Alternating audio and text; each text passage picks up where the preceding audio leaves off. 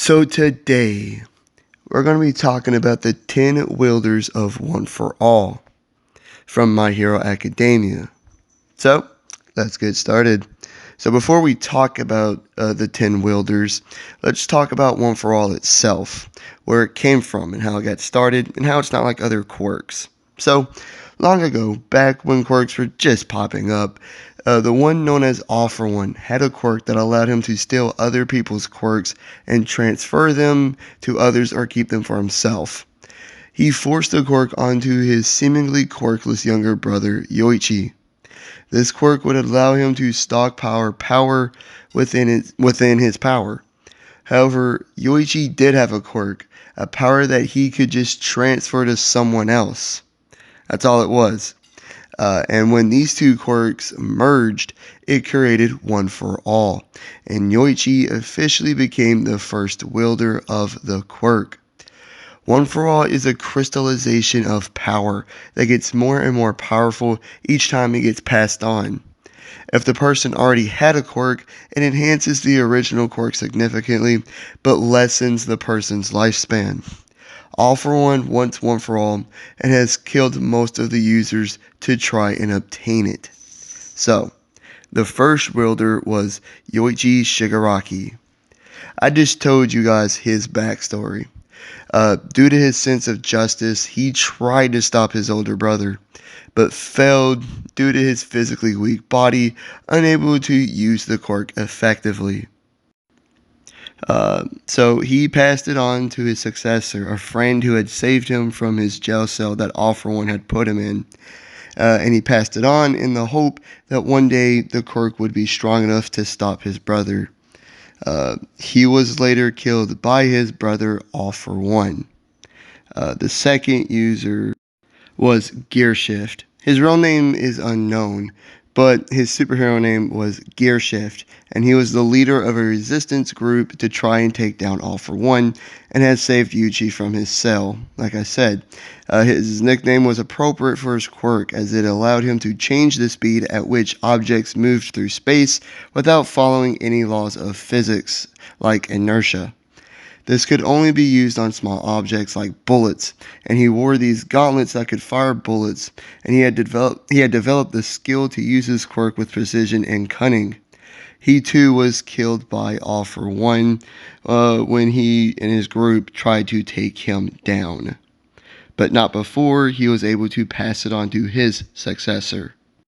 The third wielder of One for All has no name. His name's never been stated as far to my knowledge and research, and there's not much known about him at all. However, his quirk, Fa Jin, is one of the more powerful quirks within One for All. By repeating regular motion, Fa Jin allowed him to build up kinetic energy that can be stored in the body for later use. Think kind of like Black Panther's vibranium suit if he had to do some squats before he could store the energy. Once released, it granted a great boost to strength and speed. When this quirk was used with a 45% One for All power and the slinging momentum of Black Whip, Deku was able to generate an equal force to a 100% smash. It is unknown how he died, but it's probably due to All for One, or maybe due to old age due to the shortened lifespan. Either way, he was able to pass on his quirk first. And next, number 4 is Hokage Shinomori.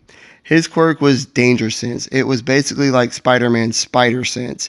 It allowed the user to sense danger coming to increase their reaction time significantly, but at the expense of causing them some pain.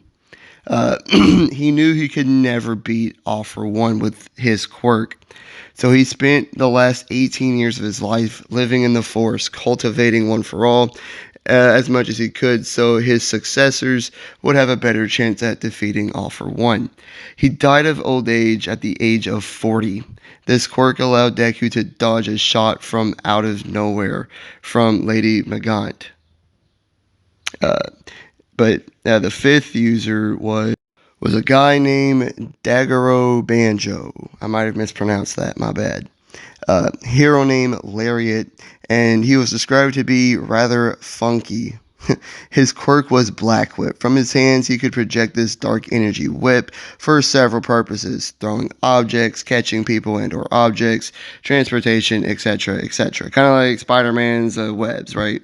Or Batman's grapple hook. Uh, he was killed by All For One after All For One found out that he couldn't steal One For All. Deku has made great use of this quirk and quickly mastered it. But before being killed, he too was able to pass it on to a guy named N. Not much is known about this guy either. His quirk was smokescreen. He could emit a massive cloud of smoke from his body. The only other thing that we know about him is that he was killed by All For One. Deku has made great use of this quirk, using it to create distance between him and foes. Specifically, when he went up against Class 1A, he used it immediately to try to get away from them. It didn't work out, but yeah, it's a great way to disorient foes as well.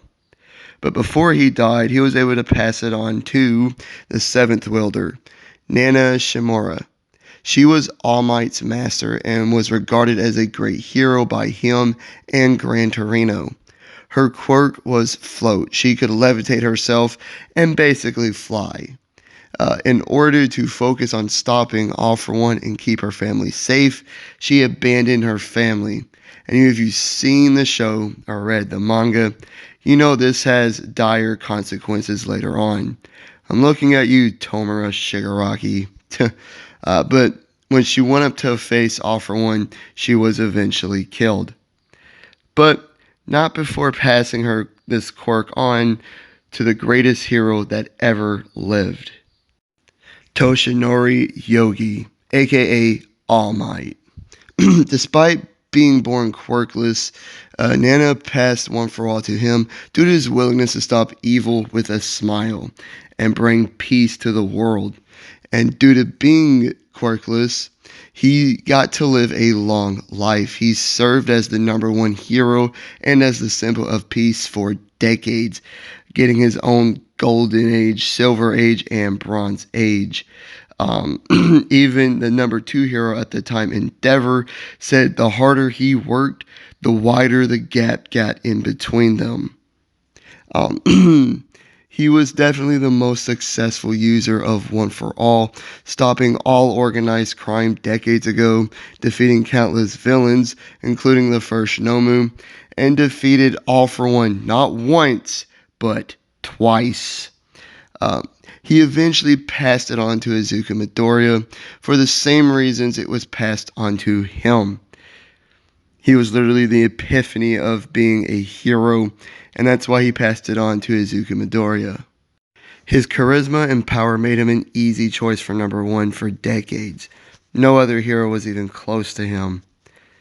The guy damn near killed himself both times when he fought All For One. He really was the greatest hero the world had ever seen. Until possibly now with the 9th wielder, Izuku Midoriya.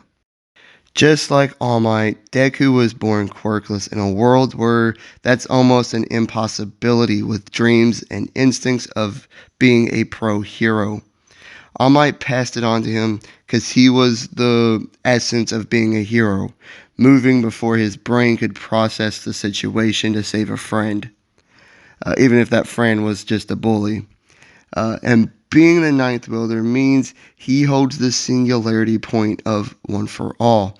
Not only will he be the most powerful wielder, but he also has access to the 6 prior wielders' quirks, and it seems he can't pass on the quirk either. We'll get into that a little bit more later. But what that means is that One For All will die with him whenever he dies. And while he doesn't have 100% mastery over One For All, due to his skill in tactical analysis with using his other quirks in perfect unison with one another, means he's already operating at a higher level than All Might ever did. At least that's what he said, and Toshinori didn't disagree. He can also communicate directly with each of the past wielders, the vestiges of One For All, as they all live within it. He is our only hope at stopping the League of Villains. No, he can't do it alone, but without him, it would be hopeless. Um, and now for the last guy, he only held it briefly, but we still got to talk to him. He is still a wielder after all. And that guy is Katsuki Bakugo. I don't know why I made that so difficult to say.